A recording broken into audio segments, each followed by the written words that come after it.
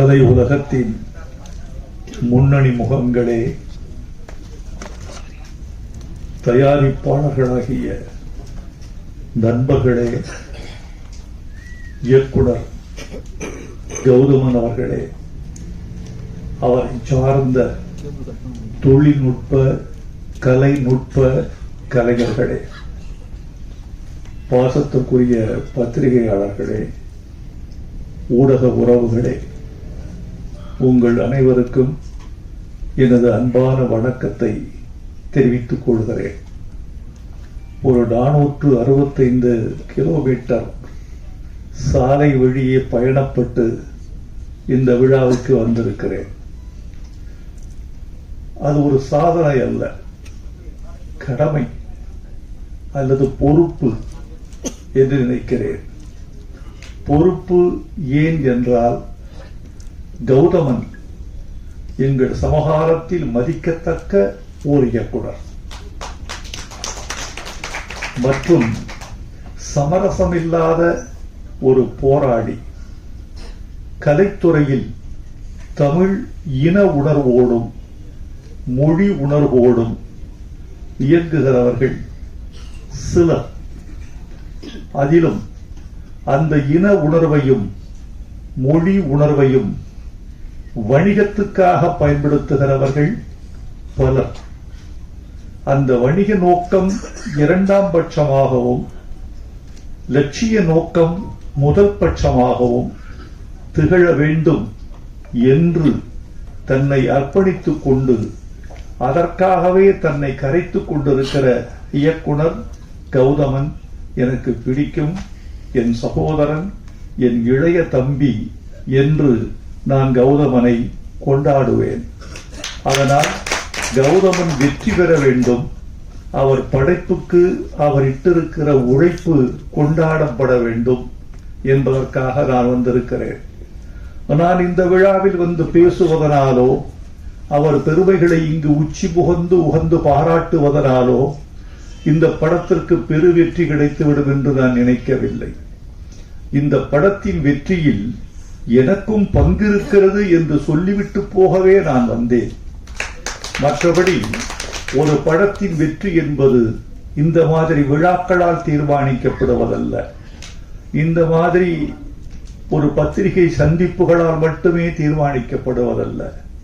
இன்றைக்கு திரைப்பட உலகத்தினுடைய நோக்கும் போக்கும் ரொம்ப துன்பப்படுகிற நிலையில் இருக்கிறது என்பதை நீங்கள் அறிவீர்கள். எனக்கு முன்னாலே பேசிய தயாரிப்பாளர் நண்பர் ஒரு அழகான கருத்தை சொன்னார். 200 படங்கள் வெளிவருகிற பொழுது 10 படங்கள் தான் வன்முறையற்று இருக்கின்றன என்ற கருத்தை சொன்னார். இன்னொரு கருத்தையும் அதன் உட்பொதி பொருளாக நீங்கள் சொல்லி இருக்க வேண்டும். அதை நான் சொல்கிறேன். 200 படங்கள் வந்தால் 10 படங்கள் மட்டும்தான் வெற்றிக்கு பக்கத்தில் இருக்கக்கூடிய படங்களாக இருக்கின்றன என்பதையும் நீங்கள் சொல்லி இருக்க வேண்டும். அதற்கு என்ன காரணம் என்று நீங்கள் யோசித்து பார்த்தால், படையாண்ட மாவீரனுடைய கதையையும் திரைக்கதையையும் வாழ்வியலையும் அதன் வெளியீட்டையும் நீங்கள் தொடர்புபடுத்தி அதை உணர முடியும் என்று நான் நினைக்கிறேன். படையாண்ட மாவீரனுக்கு ஒரு பெரிய பலம் இருக்கிறது. அந்த பலத்தை சொல்வதற்கு முன்னால் நிகழ்கால படங்கள் பலவற்றின் பலவீனத்தை நான் சொல்ல வேண்டியவனாக இருக்கிறேன். அந்த பலவீனங்கள் ஒன்றிரண்டல்ல. நம்மிடையே மிகப்பெரிய நடிகர்கள் இருக்கிறார்கள், மிகப்பெரிய தயாரிப்பாளர்கள் இருந்தார்கள், இன்னும் இருக்கிறார்கள், மிகப்பெரிய ஒளிப்பதிவாளர்கள் இருக்கிறார்கள், மிகப்பெரிய தொழில்நுட்ப வல்லுநர்கள் இருக்கிறார்கள். ஆசியாவின் சிறந்த திரையரங்குகள் தமிழ்நாட்டில் இருக்கின்றன. இவ்வளவு இருந்தும் படங்கள் 200 படங்களில் ஏன் 10 படங்கள் மட்டுமே ஓடுகின்றன? 190 படங்கள் ஏன் பின்வாங்குகின்றன என்பதை சற்றே யோசித்து பார்த்தால், இவர்கள் வாழ்க்கையை பார்த்து சினிமா எடுக்காமல் படங்களை பார்த்து பல பேர் சினிமா எடுக்கிறார்கள். படம் என்பது பிம்பம், வாழ்க்கை என்பது நிஜம். ரத்தமும் கண்ணீரும் வேர்வையும் கலந்த ஒரு உண்மையான பிம்பம்தான் வாழ்க்கை. அந்த வாழ்க்கையிலிருந்து நீ உன்னை கடந்து போன வாழ்க்கை, நீ தொட்ட வாழ்க்கை, நீ துன்புற்ற வாழ்க்கை, உன்னை துன்பப்படுத்திய வாழ்க்கை, அல்லது சக மனிதனை துன்புறுத்தி சென்ற வாழ்க்கை, இவற்றை நீ படமாக எடுத்தால் ஒரு கனெக்டிவிட்டி, ஒரு தொடர்பு தன்மை இருக்கும் ரசிகனுக்கும் திரைக்கும் இடையில். அந்த தொடர்பு தன்மை அருந்து போனதனால், அந்நியப்பட்டு போனதனால், வாழ்க்கையோடு சம்பந்தம் இல்லாமல் போனதனால் பல படங்கள் அந்நியப்பட்டு போய்விட்டன என்று நான் நினைக்கிறேன். இன்னொரு முக்கியமான செய்தி, தங்கர் பச்சான் போன்ற தீவிரமான திரைக்காதலர்கள் அறிவார்கள். தமிழ்நாட்டில் தமிழர்கள் 8 கோடி மக்கள் இருக்கிறார்கள். 6 கோடி பேர் இருந்த பொழுது ஒரு 75 விழுக்காட்டு மக்கள் திரைப்படம் பார்த்தார்கள். 7 கோடி பேர் வருகிற பொழுது அது 60% குறைந்து விட்டது. 8 கோடி பேர் இருக்கிற பொழுது சினிமா பார்ப்பவர்களின் எண்ணிக்கை ஒரு 35-40 லட்சமாக குறைந்து விட்டது. இது என்ன காரணம் என்று கேட்டால், திரைப்படத்தை பார்ப்பதற்கான காதல் இருந்தது போய்விட்டதா என்று நமக்கு சொல்ல தெரியவில்லை. ஆனால் சினிமா தொழில்நுட்பத்தால் துண்டாடப்பட்டிருக்கிறது. கவியரசு கண்ணதாசன் சொல்லுவார், தம்பி, மீன் தண்ணீருக்குள் சுவாசிக்கிறதே உனக்கு ஆச்சரியமாயில்லை? எனக்கு அது கூட ஆச்சரியம் இல்லை. தண்ணீரில் சுவாசிக்கிற மீன் தண்ணீரிலேயே குழம்பாகி உயிர் விடுகிறதே, அதுதான் எனக்கு ஆச்சரியமாக இருக்கிறது என்பார். தொழில்நுட்பத்தால் வளர்ந்த சினிமா தொழில்நுட்பத்தாலே தன்னை தாழ்வு செய்து கொள்வதும் அல்லது மெல்ல மெல்ல ஓர் ஓரமாக அழுகிக் கொண்டிருப்பதும் வருந்தத்தக்க செய்திகளாக நான் நினைக்கிறேன். எல்லோரும் இருந்தார்கள் என்று சொன்னேன் அல்லவா? நடிகர்கள், தயாரிப்பாளர்கள், தொழில்நுட்ப கலைஞர்கள், ஒளிப்பதிவாளர்கள், இசையமைப்பாளர்கள், பாடலாசிரியர்கள் என்று நறும் திறமைகள் பெற்ற பல பேர் திரையுலகில் வாழ்ந்து கொண்டிருக்கிற பொழுது எது இல்லை என்று கேட்டால், கதாசிரியன் என்ற ஜாதியை கொன்றது யார்? திரைக்கதை என்று ஒரு ஜாதி இருந்ததே, அவர்களை வழித்து எடுத்தது யார்? வசனகர்த்தா என்று ஓர் இனம் இருந்ததே, அவனை மழித்து வெளியேற்றியது யார்? ஒரு திரைக்கதைக்கு மூலக்கதை ஆசிரியன், திரைக்கதை ஆசிரியன், வசனகர்த்தா, துணை இயக்குனர், இயக்குனர் என்று பலதரப்பட்ட 10 மூளைகளால் செழுமைப்படுத்தப்படுவது ஒரு சினிமா. இந்த 10 மூளைகளால் செழுமைப்படுத்தப்பட வேண்டிய சினிமா, செழுமைப்படுத்தப்பட்ட சினிமா, அப்படி இருந்தும் தோல்வி கண்ட சில சினிமா, ஆனால் 10 மூளைகளால் இயக்கப்பட்ட போது பெரும்பாலும் வெற்றி கண்ட சினிமா இந்த தோல்வி அடைவதற்கு காரணம் தமிழர்கள் திரையுலகில் திரை அரங்கத்திற்கு சென்று பார்க்கிற எண்ணிக்கை குறைந்து விட்டது. இந்த நம்பர் ஆஃப் ஆடியன்ஸ் என்று சொல்லப்படுவது குறைந்திருக்கிறது. ஒரு திரையரங்கில் 760 இருக்கைகள் இருக்கின்றன. முதல் படம் முதல் நாள் ஒரு பெரிய படம் வெளியாகிற பொழுது நான் கேட்கிற கேள்வி, திரையரங்கத்தில் எத்தனை இருக்கை? 760. எத்தனை பேர் இருக்கையில் இருப்பவர்கள் எத்தனை பேர்? 210. பெரிய படத்துக்கு இது முதல் காட்சிக்கு 210. இதற்கு காரணம் தமிழர்கள் எண்ணிக்கை உள்ளே வருவது குறைந்து விட்டதா? சினிமாவை பற்றிய பிரமை முடிந்து விட்டதா? சினிமா என்ற ஒரு பெரிய மாயாஜாலம், அதை விட்டு தமிழர்கள் வெளியே வந்து விட்டார்களா? ஒரு மணமேடையில் ஒரு மணமகன் மணமகள் 2 பேரையும் வீடியோ எடுத்து, இவன் தான் அஜித், அந்த பெண் தான் திரிஷா, இதைவிட நீங்கள் என்ன சினிமா எடுக்க முடியும்? நாங்களே எடுத்துக் கொள்கிறோம், நாங்களே எடிட் செய்கிறோம், நாங்களே பின்னணி இசை சேர்க்கிறோம், நாங்களே போட்டு பார்த்து கைதட்டிக் கொள்கிறோம். நாங்கள் எடுக்கிற சினிமா ஒரு திருமண வீட்டில் நாங்களே சினிமா தயாரிக்கிறோம், நீங்கள் என்ன சினிமா தயாரிப்பது என்று சினிமாவின் ரகசியம் உடைந்து விட்டதா, சினிமாவின் பூடகம் போய்விட்டதா என்றெல்லாம் கேட்க வேண்டியவர்களாக இருக்கிறோம். கதாசிரியன் வேண்டும், கதை இலாக்கா வேண்டும், வசனகர்த்தா வேண்டும், திரைக்கதை ஆசிரியன் வேண்டும். இன்றைக்கு சில இயக்குநர்களை பற்றி கேள்விப்படுகிறேன், தன்னுடைய துணை இயக்குநர்களுக்கு கூட கதை சொல்வதில்லை. கதை இல்லை என்பது வேறு விஷயம். வைத்துக் கொண்டா வஞ்சகம் செய்கிறேன், இருந்தால் சொல்லி இருப்பேனே என்று அவர் கருதக்கூடும். நான் என்ன சொல்கிறேன் என்றால், வைத்திருக்கிறார்கள் சொல்லவில்லை என்றால் என்ன தெரியுமா, என் ரகசியம் இவன் வழியாக வெளியே போய்விட்டான். ஏப்பா, ஒரு ரகசியம் ஒருவன் மூலமா போவதனால உன் படம் அழிந்து போகும் என்றால் அந்த படத்தை நீ எடுத்தால் என்ன, எடுக்காவிட்டால் என்ன? மகாபாரதத்தை 100 பேர் எடுக்கலாம், 100 பேரும் சரியாக எடுத்தால் 100 பேரும் வெற்றி பெறுவார்கள். ராமாயணத்தை 1000 பேர் எடுக்கலாம், 1000 பேரும் சரியாக எடுத்தால் 1000 பேர் வெற்றி பெறுவார்கள். கதை கடைசி பாமரனுக்கும் தெரிந்த கதைதான். ரொம்ப ஆச்சரியமா இல்ல? ஒன்று சொல்றேன், உங்களுக்கு வியப்பா இருக்கும். இந்தியாவில் 2 இதிகாசங்கள், ஒரு இதிகாசம் மகாபாரதம், இன்னொரு இதிகாசம் ராமாயணம். இந்த 2க்குமான அடிப்படை வேறுபாட்டை பார்த்தீர்களா? ஒருத்திக்கு 5 பேர் என்பது ஒரு இதிகாசம், ஒருவனுக்கு ஒருத்தி என்பது இன்னொரு இதிகாசம். ராமனுக்கு சீதை, சீதைக்கு ராமன், இது ஒரு இதிகாசம். திரௌபதிக்கு 5 கணவர்கள் என்பது இன்னொரு இதிகாசம்.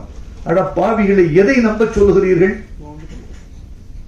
2 இதிகாசங்களும் வெற்றி, 2ம் இந்திய பண்பாட்டில் ஆன்மீக பாஷையில் சொல்வதானா, இந்திய பண்பாட்டில் 2 இதிகாசங்களும் 2 கண்கள் என்று சொல்லக்கூடியவர்கள் இருக்கிறீர்களே, அது வேறு. இது வேறு. வேறு வேறான 2 கதைகள், வேறு வேறான 2 உள்ளடக்கங்கள் எப்படி 2ம் வெற்றிகரமான கதைகளாக நாட்டில் நிலவுகின்றன, உலவுகின்றன என்று கேட்பதற்கு பதில் இல்லை. எனக்கான பதில், 2க்குமான காரணத்தையும் 2க்குமான காரியத்தையும் இதிகாச ஆசிரியன் சரியாக புனைந்திருக்கிறான் என்று சொல்ல வேண்டி இருக்கிறது. அப்படித்தான் ஒரு திரைக்கதை செய்கிறவன் அந்த காரணத்தை நியாயப்படுத்தக்கூடிய காரணத்தை செய்தால் தோல்வி படமும் வெற்றி படம் தான். ஒப்புக்கொள்ளாத காரணங்கள் ஒப்புக்கொள்ளத்தக்கவைதான். ஆதலால் தோழர்களே, இந்த படத்தில் படையாண்ட மாவீரனில் எனக்கு இருக்கக்கூடிய நம்பிக்கை என்னவென்றால், இது வாழ்க்கை,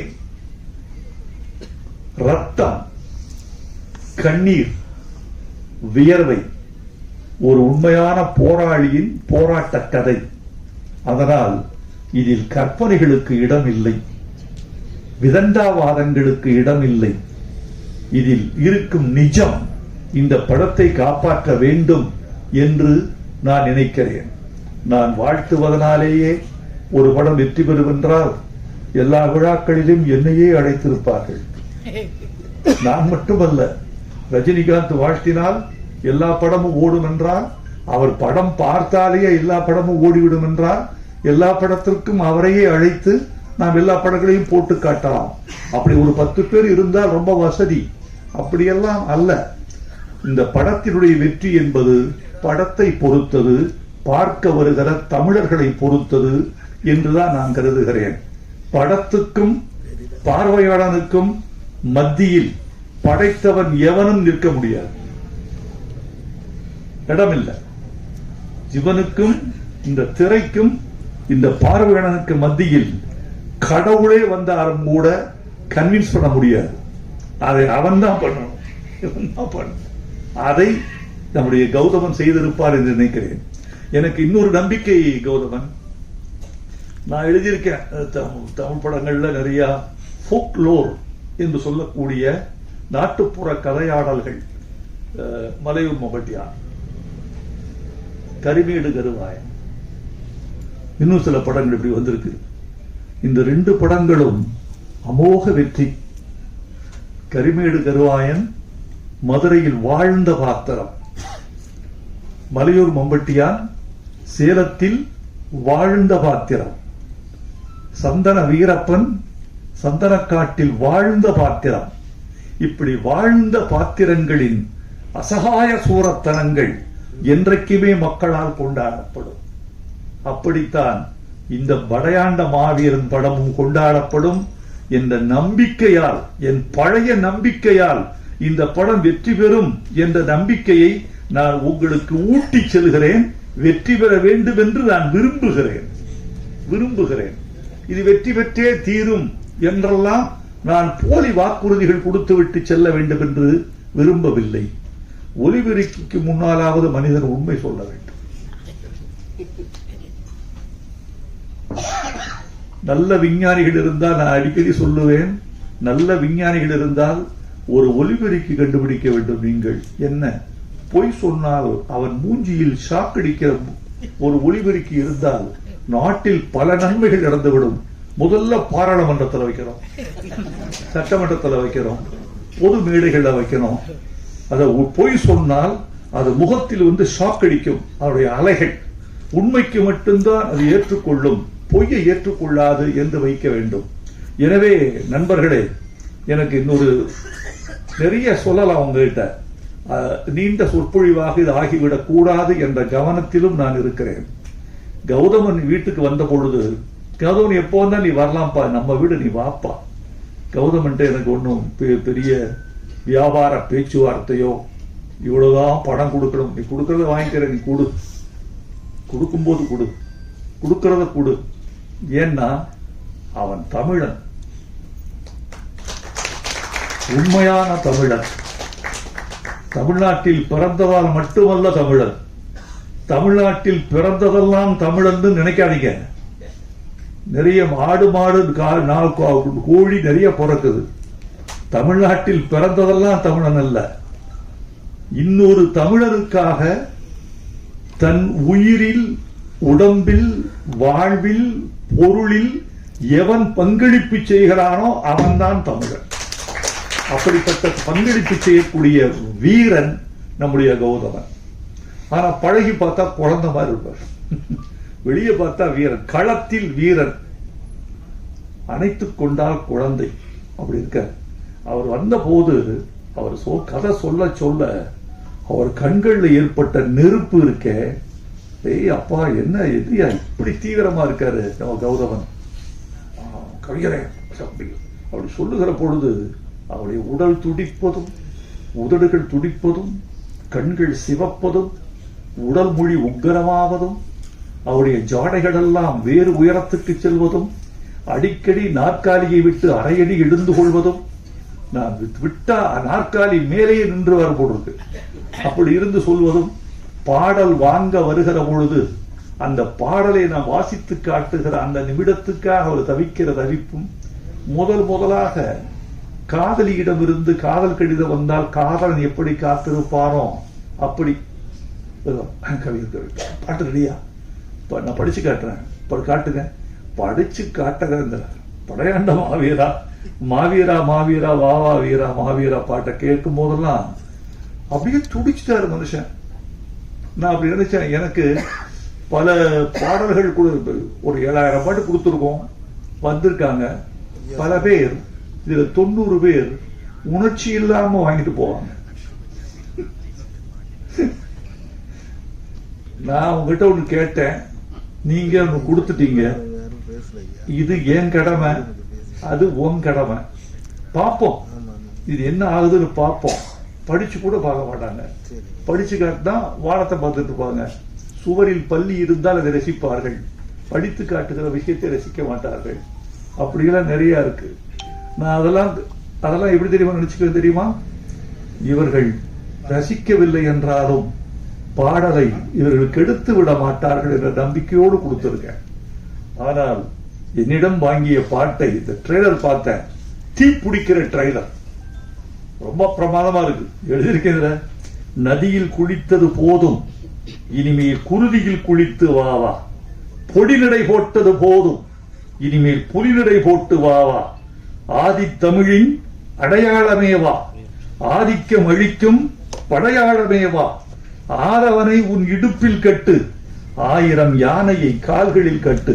கைதட்டி எழுந்துட்டாங்க. 1000 என்னைய வழி இது, 1000 யானையை கால்களில் கட்டு. இப்படிப்பட்ட ஆட்களுக்கு அழுது. சில பேருக்கு நீங்க நினைப்பீர்கள், நீங்க பாலச்சந்திரன் நல்லா எழுதுவீங்க, பாரதிராஜா நல்லா எழுதுவீங்க, ரஜினிகாந்துக்கு தான் நல்லா எழுதுவீங்க, எங்களுக்குலாம் எழுத மாட்டேங்கிறான். சில பேர் கேட்கறாங்க, ஆச்சரியமா இருக்கும். அப்படியான்னு அது என்னன்னு கேட்டீங்கன்னா, நான் அப்படிலாம் நினைக்கிறது இல்லை. எல்லாவற்றிலும் வைரமுத்து என்று பெயர் வருகிற போது நான் என் பெயரை காப்பாற்றிக் கொள்ளவே நான் துடிப்பேன். இது யாருக்கு எழுதி கொடுத்தோம் என்று வருவதில்லை, எவ்வளவு பணத்துக்கு வாங்கினோம் என்று வருவதில்லை, எவ்வளவு குறைத்துக் கொண்டோம் என்று வருவதில்லை, எவ்வளவு அவமானம் உள்ளே இருக்கிறது என்பது தெரியாது. இது தெரியுமா முக்கியம்? இந்த பாட்டுக்கு கீழே இயற்றியவர் வைரமுத்து என்ற முத்திரையை காப்பாற்றிக் கொள்வதற்காகவே எல்லா பாட்டையும் ஒரே நிலையில் எழுதுகிறோம். யாருக்கு தெரியுமா நல்ல பாட்டு வரும்? எவன் ஒருவன் ரசிக்கிறானோ அவன் நல்ல பாட்டு வரும். தங்கர் பச்சான் ரசிப்பார் பயங்கரமா. பயப்பான ரசிப்புன்னா கொஞ்ச நெஞ்ச ரசிப்பு இல்ல. அவர் களவாடிய பொழுதுகள்ல எழுதுற பாட்டெல்லாம் அவர் கொண்டாடி தீர்த்துருவார். இவர்களெல்லாம் வெற்றி பெற வேண்டும் என்று நினைக்கிறேன். இதுல இந்த மாதிரி பாடல்கள் நிறைய இருக்கு. எரிமலை பொடிபட, எதிரிகள் அடிபட, கோடைகள் வழிபட, ஏழைகள் வழிவிட, எழுந்த மாவீரன் நீயேதான். இந்த பாட்டு வரிகள்லாம் பார்த்துட்டு தமிழில் இது அராக அடிகள்னு பேரு.